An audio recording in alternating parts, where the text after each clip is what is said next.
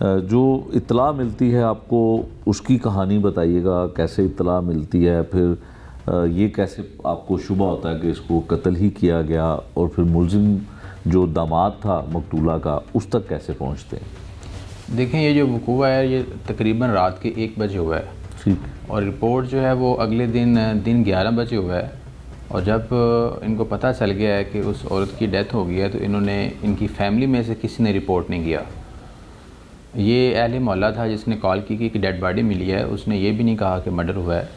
जब हम वहाँ पे गए हैं तो मकतूला की जो गर्दन है उस पर निशानात थे, ब्लड जो है वो जमा हुआ था,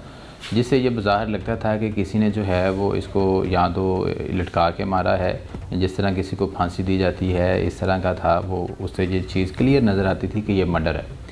जिस पे जो हमने फैमिली से पूछा तो आपने पुलिस को इत्तला नहीं दी, तो किसी ने कहा कि मैं चारा काटने गया हुआ था, किसी ने कुछ कहा, किसी ने कुछ किया। जब हमने चीज़ें प्रॉपर देखी और हमने इंटरोगेट किया तो पता चलता है कि ये जो हमारे पास मुलज़िम है ये इसका घर दमाद है, और उसके जो अपने पेरेंट्स का घर है वो बिल्कुल अटैच है मकतूला के घर के साथ।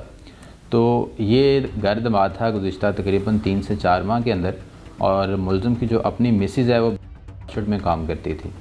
तो वो जो काम करती थी उसकी सैलरी से जो है वो घर का निज़ाम चलता था। इवन ये जो मुलज़िम है ये खुद स्टूडेंट है यूनिवर्सिटी का, BS डिजिटल मीडिया कर रहा है, इसकी फ़ीस वगैरह भी जो है वो इसकी मिसेज़ पे करती थी। तो मकतूला के पास सिर्फ़ और सिर्फ एक यही बंदा था जो घर में सोता था। एक घर है उसके अंदर 2 कमरे हैं, दोनों के दरमियान एक सेंट्रल दरवाज़ा है जो एक से दूसरे कमरे में भी आप जा सकते हैं। तो जब हमने ये सारी चीज़ें देखी कि पिछले 3 माह से ये उसके पास जो है रहता रहा है साथ वाले कमरे में, तो ये पिछली रात नहीं सोया तो उसका मर्डर हो गया। तो जब हमने इससे पूछा कि आप रात कहाँ पे थे, तो इसका ये मौक़िफ़ था कि मैं चूँकि रात सोने के लिए आया हूँ बाहर से, तो घर जो है वो अंदर से लॉक था, तो मैं अपने वालिद की तरफ चला गया हूँ जो कि बिल्कुल साथ घर है। तो इस बात से ये शक गुजरा कि पिछले 3 माह से ये साथ सोता रहा तो उसको कुछ नहीं हुआ, तो एक रात ये नहीं सोया तो उसका मर्डर हो गया। ये बड़ी अचंभे की बात थी, जिस पे जो है हमने ये जो मुलज़िम है इसके पेरेंट्स को हमने इंटरोगेट किया, अलग-अलग किया। जब हमने मौके पे किया तो उनका मौक़िफ़ था कि ये रात को जो है हमारे पास ही सोया था। जब हम प्रॉपर उनको पुलिस स्टेशन ले आए, ला के हमने फिर अलग-अलग उनकी इंटरोगेशन की, तो इसका एक छोटा भाई है अबू बकर, वो भी स्टूडेंट है, वो सिर्फ अकेले ने कहा कि ये घर नहीं सोया था, जबकि उसके पेरेंट्स का यही मौक़िफ़ था कि ये रात को मकतूला के घर नहीं सोया, हमारे पास सोया। जब उसने बताया कि ये रात को घर नहीं था, सुबह अर्ली मॉर्निंग आया है, तो वहाँ से हमें ये शक गुजरा कि ये रात मकतूला के पास ही था और डेफिनेटली इसी के अंदर कोई ना कोई चीज़ है। फिर खैर उसके दूसरा भाई अबू बकर, उसको इंटरोगेट किया तो फिर ये ब्रेक हो गया कि मैं रात मकतूला के पास था और मैंने किस तरह ये मर्डर किया और किस तरह इसको नेचुरल डेथ होने के लिए मैंने माविला किया, क्योंकि वो मकतूला जो है वो एजड हथून थी और इसका प्लान ये था मुलज़िम का कि जब उसकी गर्दन दबा के मारा जाएगा तो किसी को खबर नहीं होगी, यही होगा कि वो बीमार है तो शायद जो है वो नेचुरल डेथ उसकी हो गई है। और उसके बाद ये कहता है कि मैं रात को 1 बजे जब इसको मैंने मर्डर किया है, उसके बाद मैंने उसकी कमीज़ फट गई थी क्योंकि उसने अपने आप को बचाने की कोशिश की, तो वो कमीज़ जब फट गई तो इसने उसकी कमीज़ चेंज की और कमीज़ चेंज करने के बाद इसके बाद करीबी नाला है इसने वहाँ पे फेंक दी और रूटीन में ये अपने पेरेंट्स के पास चला गया और सुबह 9 बजे आके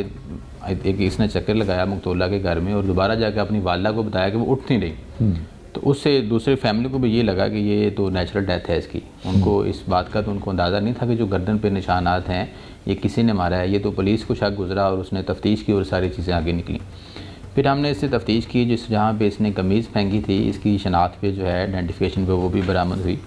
और बाकी जो चीज़ें हैं इसका हमने स्वैब वगैरह लिए हैं, DNA कंपैरिजन भी करवा रहे हैं। तो इंशाल्लाह ताला ये हमारे पास रिमांड पे है। ठीक है, तो इसको जो है मजबूत चालान जो है बना के हम इंशाल्लाह इसको ठीक है। अच्छा जमशेद साहब ये बताएं कि इसमें पोस्टमार्टम रिपोर्ट जो आई है इनिशियल, उसमें क्या है मरने की वजह? गला दबाने से ही बताई जाती है जी। एक तो वो गर्दन की इंजरीज हैं, दूसरी उसकी जो है सांस जो है वो बंद होने की वजह से जो है वो उसकी ठीक है डेथ हुई है। ठीक है जमशेद साहब, जो मकतूला की दोनों बेटियां, सिर्फ उसकी 2 बेटियां ही थी, बेटा नहीं है कोई, तो वो इस बात पे बज़िद हैं कि उनकी वालिदा बहुत सेहतमंद थी और उनकी हाइट भी 6.5 फुट बताती हैं वो, और वो बहुत ताकत में थी। वो एक शख्स उनका गला दबा के उनको कत्ल नहीं कर सकता। वो कहती हैं कि जो मुलजिम है वो उस मकतूला के मुकाबले में कमज़ोर था या इतना ताकतवर नहीं हो सकता था कि वो अकेला ही उसको कत्ल कर दे, तो क्या इस केस में किसी और लोगों को भी शामिल तफ्तीश किया जा रहा है, और जो मुकदमे का मुद्दई है कोई ततीम बयान में उसने किसी और को भी नामजद किया है? देखें, जहाँ तक सप्लीमेंट्री स्टेटमेंट है उसमें उन्होंने ये खदशा ज़ाहिर नहीं किया, लेकिन बात यह है कि जब एक ब्लाइंड मर्डर था उसमें से पुलिस ने एक जो मुलज़म है उसको निकाल लिया, उसकी निशानदेही पे मकतूला की कमीज़ भी बरामद कर ली। तो ये कैसे हो सकता है कि मेन मुलज़म पुलिस ट्रेस कर ले और दूसरा जो है वो उनसे छुप जाए? इस हवाले से जो मुद्दई का मौक़िफ़ है वो पहले दिन से हमने देखा, और उस हवाले से जो इसकी बाकी फैमिली है उनको हमने टेक्निकली रवायती तौर पे हर हवाले से हमने इंटरोगेट किया, और अभी भी जो है वो अंडर ऑब्जर्वेशन है। वो हम मुलज़म को भी रोज़ाना की बुनियाद पे हम तफ्तीश करते हैं, लेकिन सरदा से इससे आगे जो है वो कोई चीज़ नहीं निकली। अलबत्ता इसमें जो फ्रांसिक का रोल वो बड़ा अहम है, क्योंकि जो उसकी गर्दन है उससे स्वैब लिए गए, तो उससे ये मज़ीद उसकी जब रिपोर्ट आएगी तो वेरीफाई हो जाएगा कि कितने लोगों के हाथ लगे हैं उसकी गर्दन को, कितने लोगों का DNA है, तो मुद्दई का ये मौक़िफ़ भी क्लियर हो जाएगा। ठीक है जमशेद साहब, हमेशा किसी कत्ल में वजह अनाद जो है वो कत्ल की बनती है कोई, इसमें क्या इशू था मकतूल के साथ, मकतूला के साथ मुलजिम का क्या इशू था? दामाद भी था, फिर घर दामाद था, फिर बेटी की शादी भी तकरीबन 1 साल पहले हुई थी, तो ऐसी कौन सी आपस में इनकी कोई प्रॉपर्टी का इशू था, कोई जायदाद का इशू था, कोई पैसे का इशू था कि सास को ही कत्ल कर दिया? इसमें बेसिकली 2-3 इशू हैं। पहला इशू तो ये है कि जब से इसकी शादी हुई है, मुलज़म की जो मिसेज़ है और इसकी वालदा, इनकी घर में लड़ाई होती थी, जिस बिना पे जो मुलज़म का वालिद है उसने इसको डिसऑन कर दिया, घर से निकाल दिया। और ये जो दामाद है, मकतूला का दामाद, और अब जो हमारा मुलज़म है, ये मकतूला के पास रहता था, ये कमाता कुछ नहीं था। इसकी मिसेज़ काम करती थी, उससे ही, चूँकि ये मैंने आपको बताया यूनिवर्सिटी का स्टूडेंट था, फ़ीस भी वो पे करती थी, बाकी जो है सारे अखराजात वो ही मैनेज करते थे, जिस पे जो इसकी सास मकतूला जो है वो इसको अक्सर इस बात पे जो है वो अपना बात पुरस करती थी, और अक्सर जो है इसकी बेइज्जती करती थी कि तुम मर्द हो के हम तुमको खिला रहे हैं, आप कुछ भी नहीं करते, आप यूनिवर्सिटी की फ़ीस भी पे नहीं कर सकते। इसके अकॉर्डिंग मुलज़िम के मुताबिक जो है वो अक्सर रिश्तेदारों में, बरादरी में, अहले महल्ला में इसकी बड़ी बेइज्जती करती थी, जिस बात पे जो है इसको रंज होता था। तो कहता है फिर मैंने इस बात से तंग आके जो है ये प्लान बनाया और ये ढोंग रचाया कि ये बज़ाहिर नेचुरल डेथ होगी, और मैं इस तरह जो है मेरी बेइज्जती भी अंदर से नहीं होगी, और मेरा एक प्रॉपर जो घर है जो मकतूला का वो भी मैं अकेला ही हूँ, तो वो भी मेरे पास आ जाएगा। मेरा वालिद मुझसे नाराज़ रहता है, ओन नहीं करता, तो मैं एक इंडिपेंडेंटली सुकून से जो है वो लाइफ गुजार लूँगा।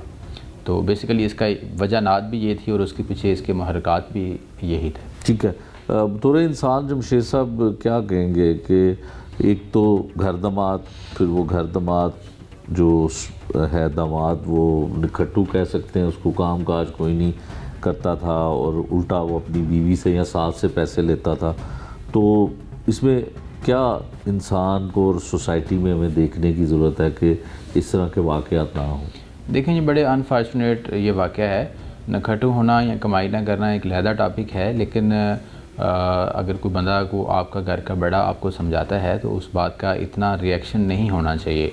इंसान को। एक इंसान जो है वो है बेरोज़गार, और ऊपर से जो बंदा आपको समझा रहा है, देखें जो सास है वो भी तो उसकी वालदा थी, तो उस बात पर ताई भी थी, डबल रिश्ता था, तो उसका इतना रिएक्शन नहीं होना चाहिए